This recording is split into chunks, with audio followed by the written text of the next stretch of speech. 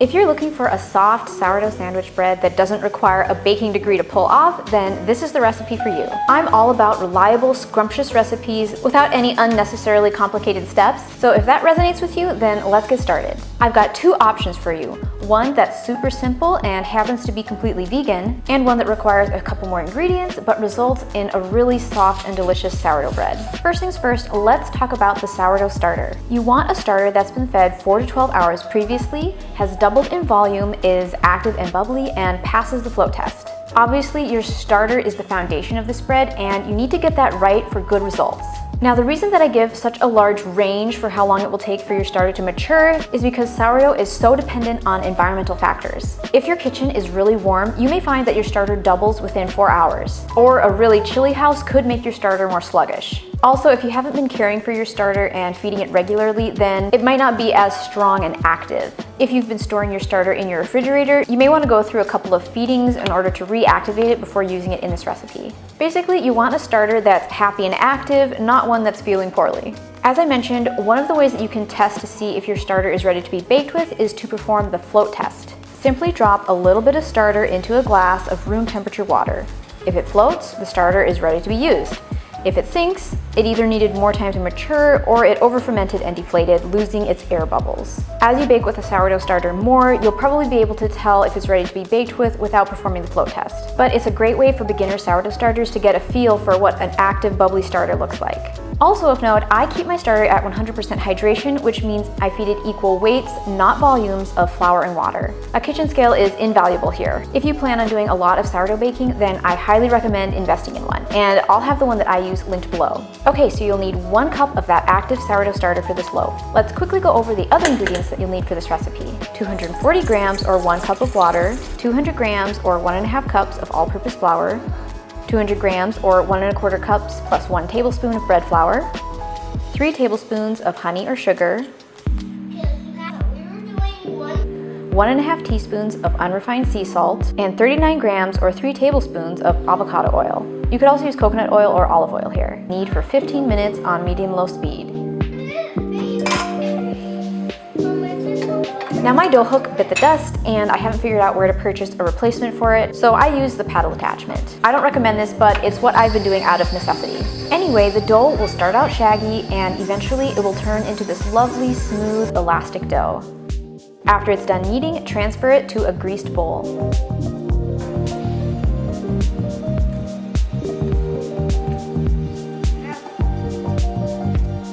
Okay, that was the simple version. If you'd like a softer bread, you can add an egg, replace the water with 3/4 cup plus 2 tablespoons of whole milk, and use 4 tablespoons of melted butter instead of the avocado oil.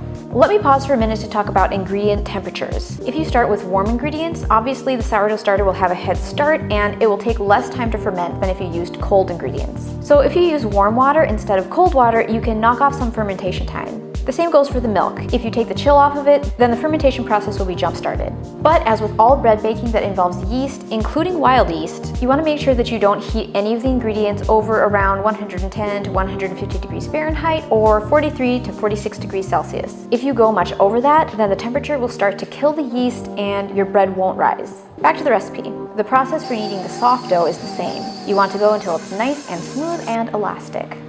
Transfer the kneaded dough to a large buttered bowl. Now for both doughs, you have a choice to make. You can either do the first rise completely at room temperature, or you can let the dough ferment at room temperature for about 4 hours and then place it in the refrigerator for 12 to 24 hours. If you opt for a completely room temperature rise, you're looking for the dough to double in volume and pass the poke test.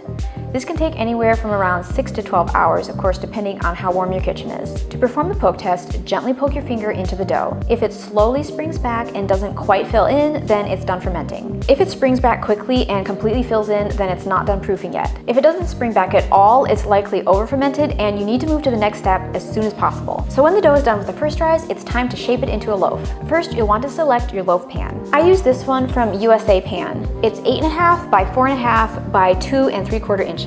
I've also used this Pyrex glass pan, which is a little bit bigger. Keep in mind that if you use a smaller pan, your loaf will be taller, and if you use a larger pan, it won't look as dramatic. Whatever pan you use, you'll want to line it with parchment paper. Sourdough tends to be fairly sticky, so it's best to use parchment paper to line the pan to ensure that it will release easily.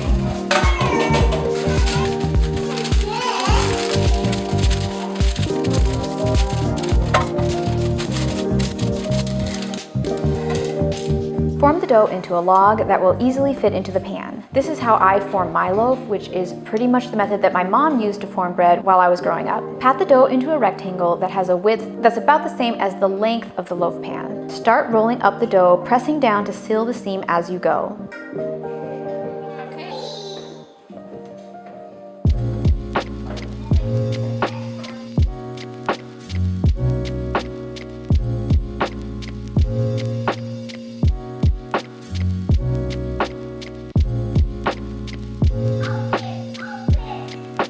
When the dough is all rolled up, pinch the seam really well as the ends.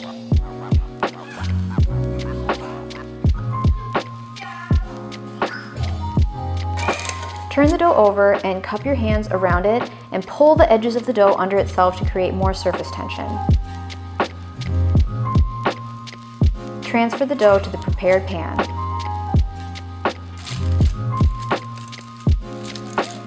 You can kind of rearrange the dough once it's in the pan if needed. Cover with a tea towel and allow to ferment in a warm spot until it rises over the top of the pan about 4 to 12 hours. Again, depending on the temperature of your kitchen and how strong your starter is. About half an hour before the loaf is done rising, preheat your oven to 400 degrees Fahrenheit or 204 degrees Celsius. Once the dough is properly risen, score the top with a razor blade or a really sharp kitchen knife. This isn't strictly necessary, but it does help to control how the bread rises in the oven. Place the risen loaf into the preheated oven.